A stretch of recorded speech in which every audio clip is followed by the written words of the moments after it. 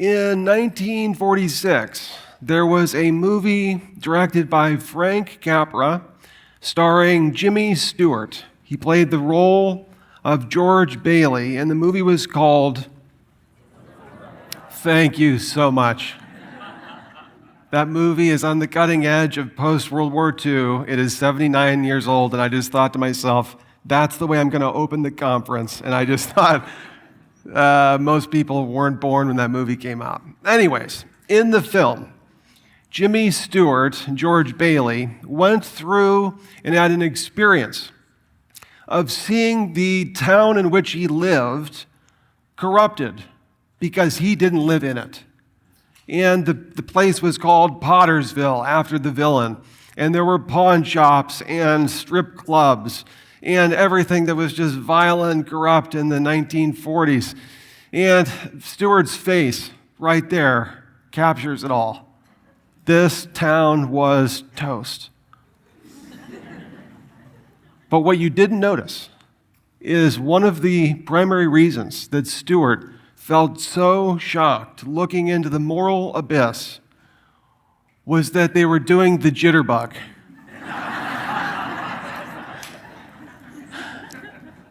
That's how you know that the social fabric is ripped apart indelibly.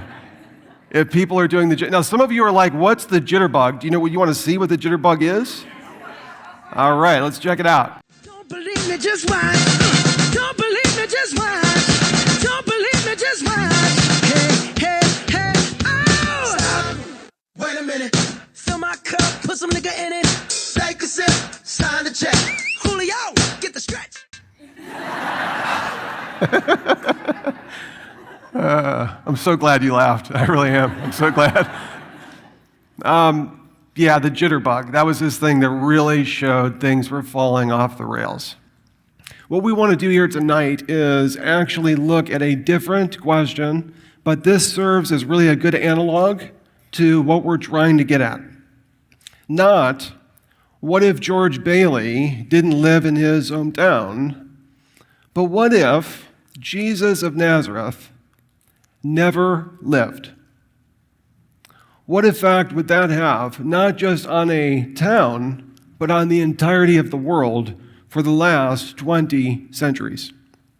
To do this, what we need to do is to climb into the minds and the mindset of an ancient milieu, a cultural backdrop, philosophically, morally, religiously. And what we're going to try and do is grasp what it would have been like to be in the world that was present during Jesus' day and antecedent to Jesus' day. Let's begin with the idea of human personhood. What does that mean? Individualism, free will, free choice, moral values, equality, human rights. What did these things look like before Jesus of Nazareth hit the scene in the first century AD? Plato, the great Greek philosopher, said this in the Republic: "There is nothing more ruinous to a state than the equality of those who are unequal." What Plato saw and what we don't see through modern lenses is that people are patently unequal. Patently unequal. Here's the late Larry Seidentop. He was a political philosopher. He wrote this: "The Greek conception of nature did not at first make any sharp distinction between nature, physis, and culture, nomos, between the cosmos and the social order." You see what he's saying? Don't lose me here. Don't lose me. He's saying looking out at the cosmos and then looking inward at the social order, there was no line that was breaking those apart. Everything was all part of the all. Everything was being smushed together philosophically. So he writes this. He says, binding them together was the assumption, the presupposition in the ancient world of natural inequality. My friends and I have this perennial debate. There is a debate over Who is the greatest basketball player of all time? I don't think it's ever going to be solved, okay? But we debate it over and over and over. Is it Michael? Is it LeBron? Is it Bird? Is it Magic? Is it Chamberlain? Is it Russell? No one says Olajuwon, but you know what I mean? You get the idea, right? In this debate, when you look at these different players, we have argued about it for years. Who is the GOAT? Who is the greatest? And you know what I've never heard in all of the time that we've debated this? I've never heard one of my friends say, they're all equal. Why not? Because if you take two of these players and you look at one statistic, pick your statistic, I don't care. Points per game, blocks, steals, field goal percentage, three-point shots, anything, height, speed, agility, intelligence, any metric, any statistic in any two players, they are not going to be equal on even one statistic. Now, you might be asking yourself at this point, where am I going with this?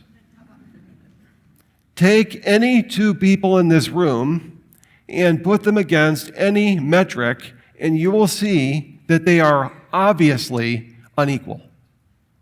Some are taller, some are shorter, some are smarter, some are more adept in business, some are more adept in science, some are more, you can go right on down the line. Any metric you pick, you're going to have two people, one metric, and it's not going to be the same. So what Plato knew, and what Seneca knew, and what the ancients knew is that people are not equal. Now just imagine, you are a Greek person living in AD 150, and you walk up to a sweet Christian woman, and she says to you, there is an infinite personal God. Not like Zeus, not like Hera, not like Apollos, not like superhuman gods, like Marvel characters. You know what I mean?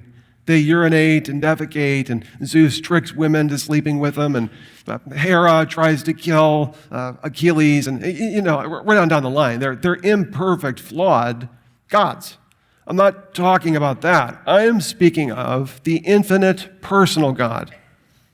In the words of the psalmist, Psalm 147, his knowledge is infinite. Psalm 33, he spoke and the universe was created. All-powerful, all-knowing, and the locus of goodness, of love. This God exists. And according to this God, you are his work of art, fearfully and wonderfully made. In the words of Paul, Ephesians 2:10, you are his poema. You know where that word translates later? Poetry. You're his masterpiece. She says you have inherent dignity and equality. You don't get your value from your family, from your social tribe, from your polis, from your city-state, from your nation. You get your value, in the words of Seidentop, because you have a direct individual access to the deepest reality that there is, which is a relationship with the infinite personal God. Now that's individualism. Value as an individual, not just as an amorphous mass of humanity. You are not just God's plaything, his slave, you're his son. You're his daughter. And it's not so much that you know God in Galatians 4, he knows you. It doesn't matter if I know as someone who's famous, it matters if they know me by name. It's not that I know God, it's God knows my name. God has a place prepared for me. Your life has significance beyond anything you could possibly understand or grasp. There is going to come a moment in the future where you stand before God and he's going to say, well done, good and faithful servant, come in here. There's so much joy. so much love, and it's going to be like this forever. Can you even imagine the reaction that would have on an individual living under the auspices and the ideas of a first century world?